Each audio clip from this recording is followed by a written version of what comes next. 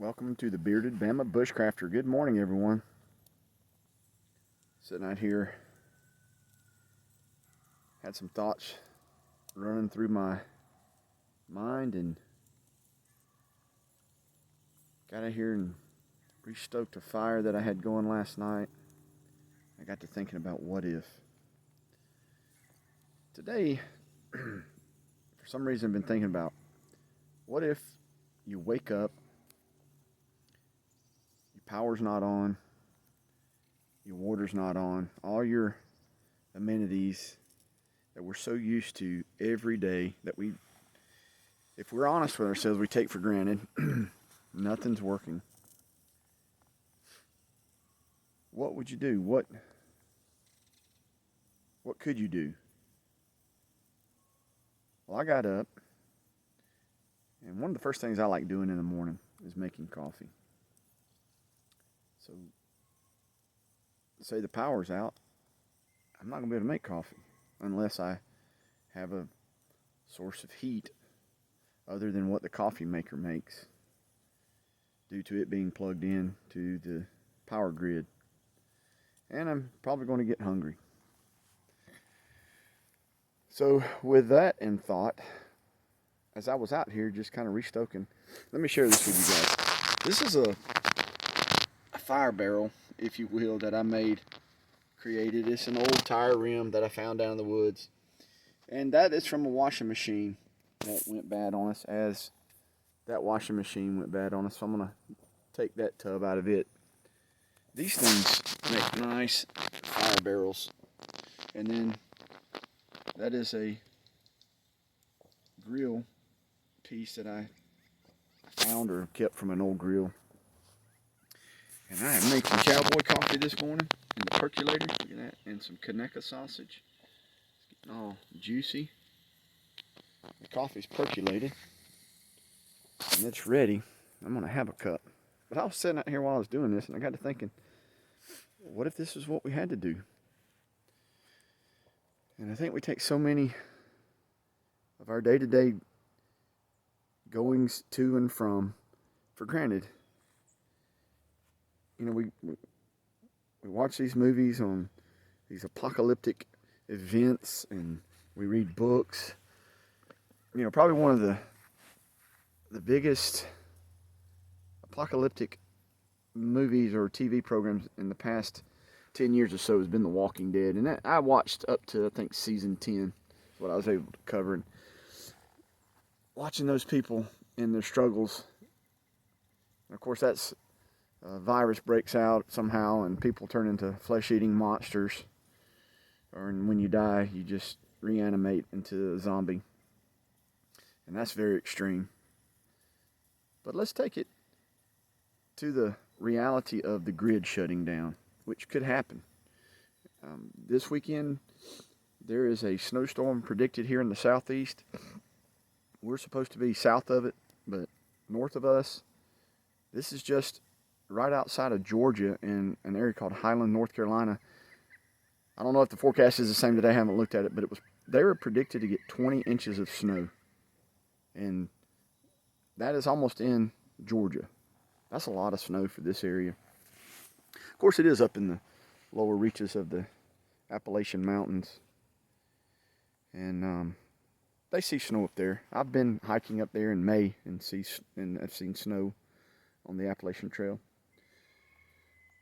So think about that. You know, that event will shut a lot of things down. I know there are people who live in areas where they get snow for probably 6 months out of the year, and it's just another thing for them. But in the southeast, getting ice and snow, that pretty much shuts us down. So what if the power's out? What if the water's out? What are you going to do? What do you have for standby when you have to regroup, when you have to back up and punt? What are you going to do? Hopefully you have some alternative, like maybe a camp stove. You can buy camp stoves at Walmart. They are, I think now, $20, $30 range. You can buy a single burner for under $20 and a single bottle of propane. And I have cooked on those before and have cooked a full meal, heating bath water, boiling water, the water there collected from the creek, boiled, and I'm making coffee. Let me share this, with you guys. Good old cowboy coffee, camp coffee, and a percolator. Picked up Bass Pro or Walmart, I don't remember, or it was given to me. Man, look at that. And normally, for your cowboy coffee, you have water and you pour down the middle in your percolator or your pot. But I'm not really worried about it. The coffee grounds, they're really not that bad of a thing. I didn't let it get too percolating too crazy. Kept it on a good simmer. And now I've got a cup of coffee.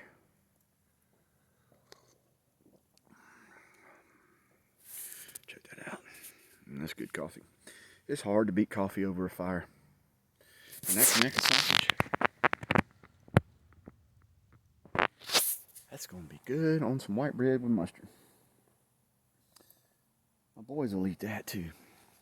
So anyway, just kind of sitting out here, was thinking this morning, and hopefully I'll help you with provoking your mind and kind of giving you some ideas of, what if scenario. What if I wake up and the world is not like it was yesterday? What are you going to do to survive and thrive in that moment, to make it to the next moment and the next moment, and so on and so forth?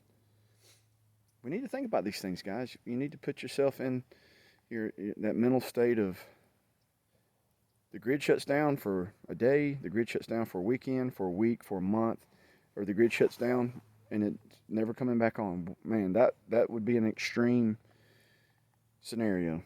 And it'd be a scary scenario because the world would go crazy if we drop back to the 19th century. And if you think about that, that's not, the 19th century is not that long ago.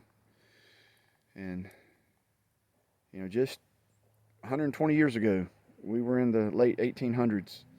And a lot of things hadn't been invented. A lot of things, were not going on in the world that we have today. The microwave ovens, the telephone, the cars, refrigeration, electricity, all this stuff.